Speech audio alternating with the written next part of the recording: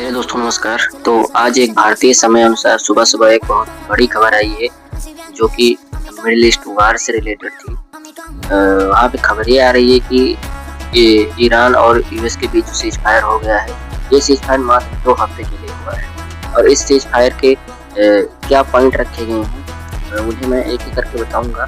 तो सबसे पहले डोनाल्ड ट्रंप का ट्वीट आता है कि we receive a 10 point proposal from Iran and believe it is a workable basis on which to negotiate.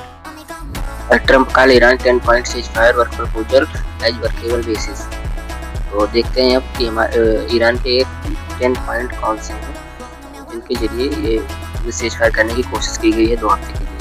तो ईरान का ये कहना है कि ईरान जो है the US fundamentally committed to non aggression continuation of Iran control over the state of Hormuz Iran का continue control रहेगा। एक्सेप्टेंस ऑफ इन्वेस्टमेंट भी वो यूरेनियम इन्वेस्टमेंट जो है वो करेगा।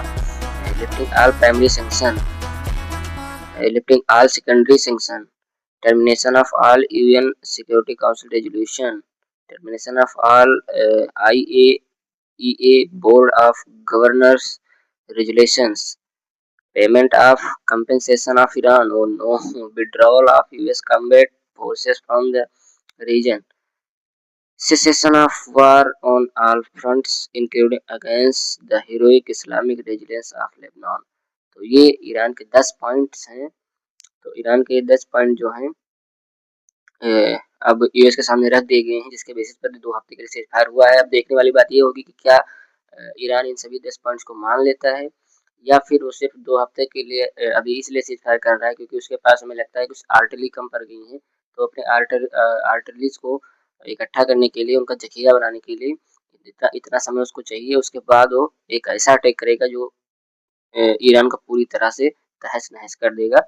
और हालाँकि उसके डर से कहो या कुछ भी कहो, उसको देखते हुए ईरान ने भी यहाँ पे कोशिश की है।